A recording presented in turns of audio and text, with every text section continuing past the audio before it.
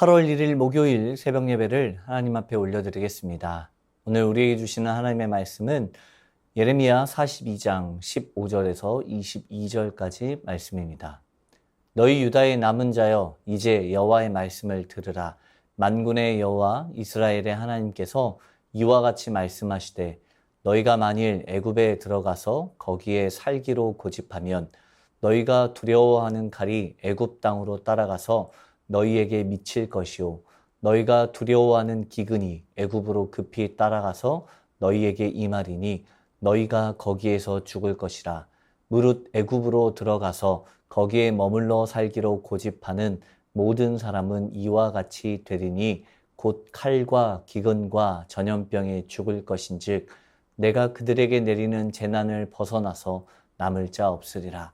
만군의 여호와 이스라엘의 하나님께서 이와 같이 말씀하시되 나의 노여움과 분을 예루살렘 주민에게 부은 것 같이 너희가 애굽에 이를 때에 나의 분을 너희에게 부으리니 너희가 가증함과 놀램과 저주와 치욕거리가 될 것이라. 너희가 다시는 이 땅을 보지 못하리라 하시도다. 유다의 남은 자들아 여호와께서 너희를 두고 하신 말씀에 너희는 애굽으로 가지 말라 하셨고 나도 오늘 너희에게 경고한 것을 너희는 분명히 알라. 너희가 나를 너희 하나님 여호와께 보내며 이르기를 우리를 위하여 우리 하나님 여호와께 기도하고 우리 하나님 여호와께서 말씀하신 대로 우리에게 전하라. 우리가 그대로 행하리라 하여 너희 마음을 속였느니라. 너희 하나님 여호와께서 나를 보내사 너희에게 명하신 말씀을 내가 오늘 너희에게 전하였도다. 너희가 너희 하나님 여호와의 목소리를 도무지 순종하지 아니하였은즉 너희가 가서 머물려고 하는 곳에서 칼과 기근과 전염병에 죽을 줄 분명히 알지니라. 아멘. 이스라엘 백성들은 바벨론의 침공에 의하여 예루살렘이 함락당하고 유다 왕국은 멸망당하였습니다. 성전은 파괴되었고 많은 유다인들은 바벨론의 포로로 끌려가게 되었습니다. 그리고 유다의 땅에는 소수의 남은 자들만 남아 있었고 이들은 바벨론의 지배 가운데 살아가야만 하였습니다.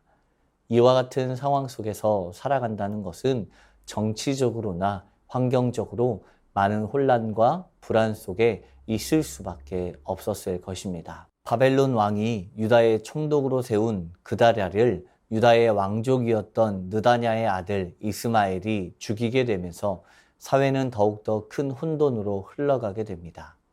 유다의 남은 자들은 바벨론의 보복을 피하기 위해서 그나마 자신들에게 우호적이었던 애굽으로 피난 가기를 계획하기에 이르게 됩니다. 당시 애굽은 여전히 강력한 제국이었고 유다인들은 그곳에서 자신들의 안전을 찾을 수 있을 것이라고 생각하였습니다. 그러나 유다인들의 그와 같은 생각에 찬물을 끼얹는 사람이 있었습니다. 그것은 바로 예레미야였습니다. 오늘 본문 말씀 가운데 유다인들에게 애굽으로 향하지 말라라는 말이었습니다. 유다의 남은 자들이 애굽에 들어가 거기서 살기를 고집하게 되면 그들이 두려워하여 피하였던 칼과 기근과 전염병에 죽게 될 것이며 여호와께서 내리는 재난을 벗어나서 남은 자들이 없을 것이라고 말씀하고 있습니다.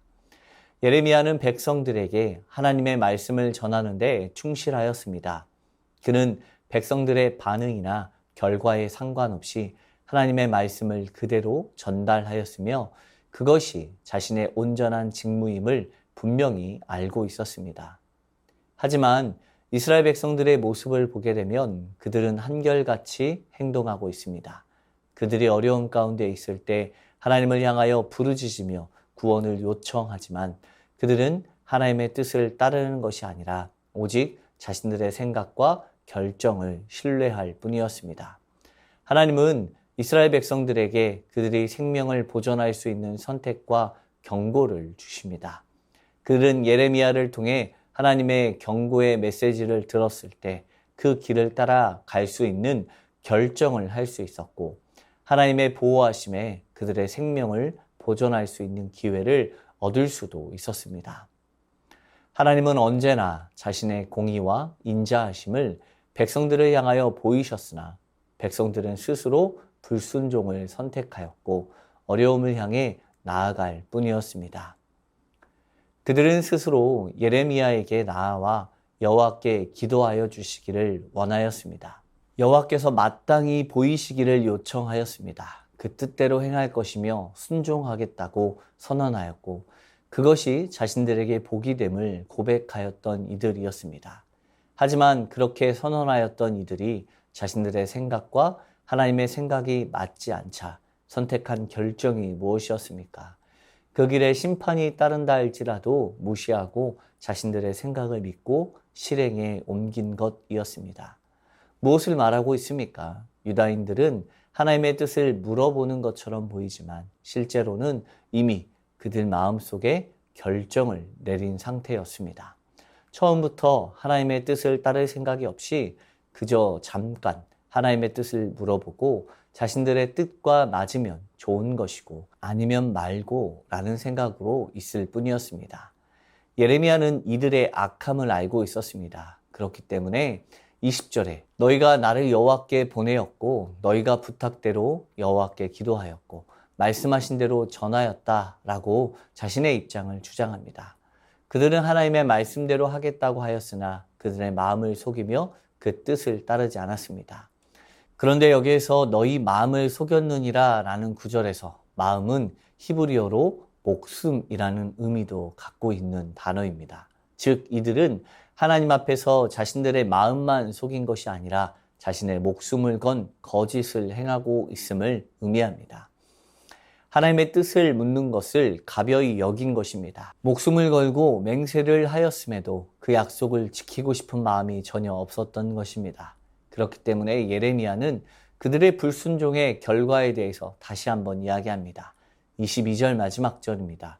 너희가 가서 머물고 있는 그곳에서 칼과 기근과 전염병에 죽을 줄 분명히 알지니라. 유다의 남은 백성들은 유다 땅에 남아있을 경우 자신들에게 닥칠지도 모르는 바벨론 왕의 보복을 두려워하여 어쩔 수 없이 애굽으로 피난을 간 것이 아니었습니다. 그것은 너희가 가려고 하는 이 히브리어 단어에는 기뻐하다, 즐겨하다 라는 뜻이 있기 때문입니다. 마지못해서 피하는 것이 아니라 그곳이 그들이 보기에 좋아 보였습니다. 애굽은 전쟁이 없고 평화로운 곳, 세상적인 안락함이 있는 곳으로 여겨서 하나님이 예레미야를 통해 가지 말라고 말씀하셨음에도 그곳으로 가기를 고대하고 소망하였던 것입니다. 그렇기 때문에 하나님은 그들의 속마음과 욕심을 아셨고 그리하여 그들을 심판하시는 것입니다. 오늘 성도의 삶도 마찬가지입니다.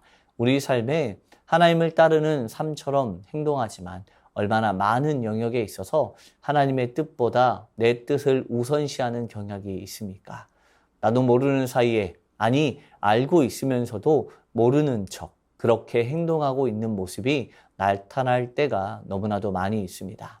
그러나 사랑하는 성도님 여러분, 우리는 분명히 기억해야 합니다. 하나님의 말씀에 대한 순종의 중요성을 깊이 깨닫고 나아가야 합니다. 하나님은 우리에게 명확한 길을 제시합니다. 그리고 그 길을 따라 걸어가길 원하십니다. 하나님의 뜻을 구하고 그 뜻에 온전히 순종할 때 하나님은 우리에게 온전한 평안과 보호를 약속하실 것입니다. 이 하나님의 말씀에 귀 기울이며 순종하는 믿음을 가지며 나아가는 우리 성도님들의 삶이 되기를 소망합니다. 주신 말씀 기억하며 기도하겠습니다. 상황 속에서 우리의 마음이 흔들리지 않고 하나님의 뜻을 따르며 살아갈 수 있는 마음 주시옵소서. 어려운 상황 속에서도 하나님의 계획을 신뢰하며 주님의 뜻에 따라 결단하고 행동할 수 있게 하옵소서. 불순종의 삶을 경계하고 알면서도 모르는 척 묵인하는 죄악에 서지 않고 온전히 순종의 삶을 살아가는 자의 삶이 되게 하옵소서.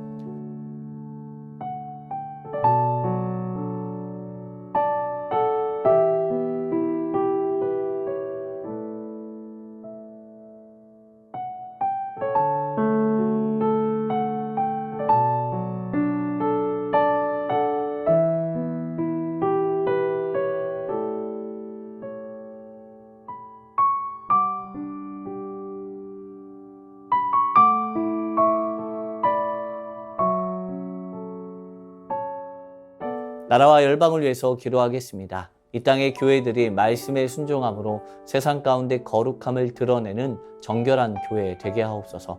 정치, 경제, 교육, 사회, 문화 모든 영역 가운데 하나님의 역사하심이 분명히 드러나게 하시고 하나님의 꿈과 사명이 나타나게 하옵소서. 전쟁과 가난과 자연재해 속에서 고통받는 세계 열방이 예수님의 긍휼과 은혜를 경험함으로 참 회복을 경험하게 하옵소서.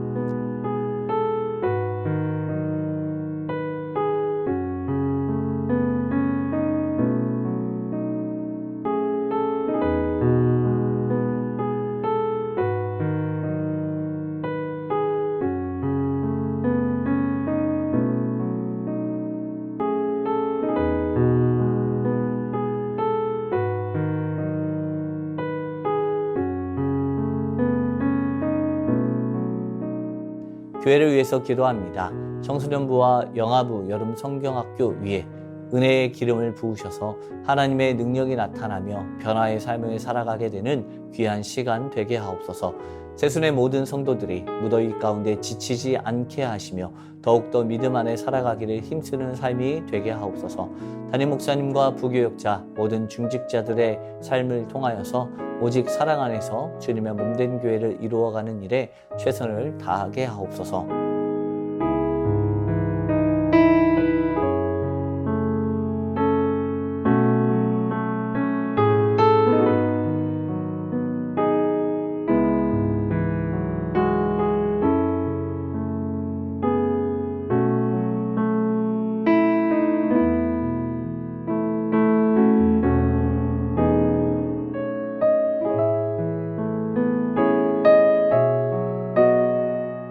선교사님과 환우분들을 위해서 기도합니다. 오늘은 탄자니아 김현석 고미라 선교사님을 위해서 기도하겠습니다. 한국에서 머무는 동안 만남의 축복을 허락해 주시고 귀임 후 사역을 위한 재정비가 잘 되어져 돌아갈 수 있게 하옵소서. 지금 대학 사역을 파송단체인 CTS 중심으로 진행되고 있는데 김현석 선교사가 담당하고 있는 사무처장의 역할을 잘 감당하고 지혜를 주셔서 대학 행정의 체계를 잡아갈 수 있게 하옵소서. 환우분들을 위해서 기도합니다. 안행순 집사님 위암 수술 후 회복 중에 있습니다. 조직 검사 결과 항암 없이 치료하시게 되었습니다. 2개월간 요양병원에서 온전한 회복이 있게 하옵소서. 문금숙 권사님 림프암으로 4주에 1회 2일에 걸쳐 항암을 진행하는데 깨끗하게 치료받게 하옵소서. 정기섭 집사님 큰 사고 이후 후유증 없이 잘 회복되게 하옵소서. 염점동 집사님 3개월에 한 번씩 검사를 진행합니다. 운동만 잘하면 전립선 암으로 자유할 수 있다고 합니다. 끝까지 치료하여 주옵소서. 조국빈 집사님 직장암 수술 후 회복 중에 있습니다. 암세포를 남김없이 제거하여 주시고 완전히 회복시켜 주옵소서. 한양님 권사님 목 디스크 통증으로 치료받고 계십니다. 속기 통증이 사라져서 건강한 일상을 사는데 어려움 없게 하옵소서. 최규숙 집사님 유방암으로 항암 마치고 수술까지 마쳤습니다. 12월까지 표적 치료를 진행하는데 모든 치료의 과정 가운데 온전한 회복이 있게 하옵소서. 김민정이 집사님 피검사 결과 2차 방사선 치료와 9월 2일에 진행되게 됩니다. 이후 모든 과정을 하나님께 맡기고 나아가게 하옵소서. 이정희 집사님 담도암 수술 이후 회복 중에 있습니다. 완치까지 선하게 인도하옵소서. 이용림 성도님 등에 생긴 종양 치료를 위해 항암 가운데 있습니다. 치료제에 내성이 생겨 치료제를 변경 후 여러 가지 부작용으로 어려운 가운데 있는데 완치까지 선하게 인도하옵소서. 권호순 권사님 계속되는 항암 가운데 잘 견뎌낼 수 있는 체력 주시고 깨끗하게 회복시켜 주옵소서. 노성빈 형제님 크론병을 앓고 있습니다. 한 달에 한 번 주사제 치료 가운데 부작용 생기지 않게 하시고 예배를 통해 하나님과의 관계를 회복하게 하옵소서. 이 외에도 수술 이후 회복 중에 계신 분들을 위해서 또 어려운 가운데 있는 분들을 위해서 함께 기도해 주시길 원합니다. 선교사님과 환우분들을 위해서 기도하다가 개인 기도하겠습니다.